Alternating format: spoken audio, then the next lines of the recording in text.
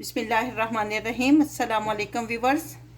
आज हम एक नई रेसिपी के साथ आपकी खिदमत में हाजिर हुए हैं। शिमला मिर्च और दाल की रेसिपी आप इस तरीके से बनाएं और घर की मलका बन जाए। तो आइए देखते हैं कैसे बनती है। 1 कप दाल को लेकर 3 घंटे पहले हमने इसको भिगो लिया था। अच्छी तरह ये भीग चुकी है, देखें, और साइज़ में भी डबल हो चुकी है। ये शिमला मिर्चें मैंने ली थी और इनको इस तरह काट लिए, इस तरह बड़े बड़े पीसीज में, और इसमें से बीज निकाल दिए। आधा कप हम ऑयल डालेंगे। अगर आपको पसंद हो तो ये आप सब्ज़ मिर्चें भी इसके साथ फ्राई कर सकती हैं। मैंने ली है, हमें अच्छी लगती हैं। ये ऑप्शनल है, आप चाहे तो ले लें, चाहे तो ना लें। अब हम शिमला मिर्चें इसमें फ्राई करेंगे। इसको हम 2 से 3 मिनट तक फ्राई करेंगे, यानी जब तक इनका कलर चेंज होगा। ज़्यादा हमने इनको कुक नहीं करना।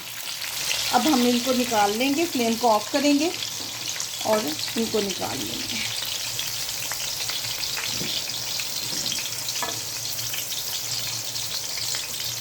अब इसी ऑयल में हम प्याज डालेंगे।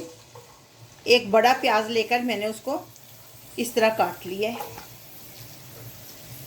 प्याज को 3 से 4 मिनट तक हम अच्छी तरह फ्राई करेंगे।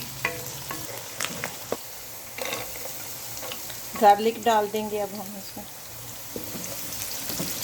सब्ज़ मिर्चें हमने 2 अदर लेके उनको बारीक काट लिए। टमाटर 1 पीस टमाटर का लिए हमने और उसको काट के डाल दिए। 1 टेबलस्पून सुरख मिर्च, 1/4 टेबलस्पून हल्दी। इनको अच्छी तरह मिक्स कर लेंगे ताकि जल ना जाए। आधा टेबलस्पून नमक, अपने हिसाब से आप कम या ज़्यादा कर सकती हैं।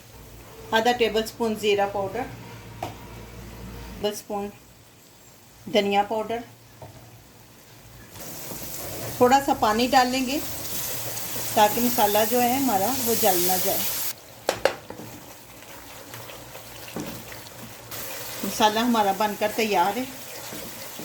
अब हम इसमें दाल ऐड करेंगे और इसको 5 मिनट तक फ्राई करेंगे अच्छी तरह। 4 से 5 मिनट हो चुके हैं दाल को फ्राई करते हुए। अब इसमें हम 1 कप जो पानी डालेंगे ताकि दाल जो है अच्छी तरह गल जाए, और इसको ढक के रख देंगे।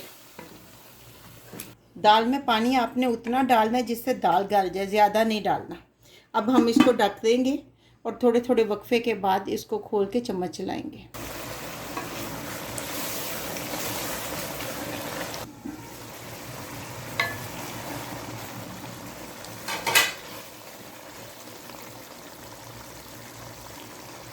दाल हमारी गल गई है माशाल्लाह, बहुत अच्छी गल चुकी है।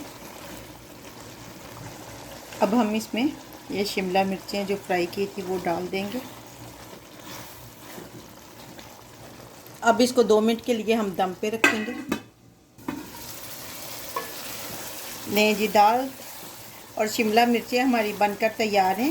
फ्लेम को हम ऑफ करेंगे और इसको डिश आउट करेंगे। नहीं जी, शिमला मिर्चें और दाल बनकर तैयार हैं। आप भी इस तरह बनाएं। उम्मीद है कि आपको ये रेसिपी बहुत अच्छी लगेगी। कमेंट बॉक्स में बताइए कि आपको ये रेसिपी कैसी लगी।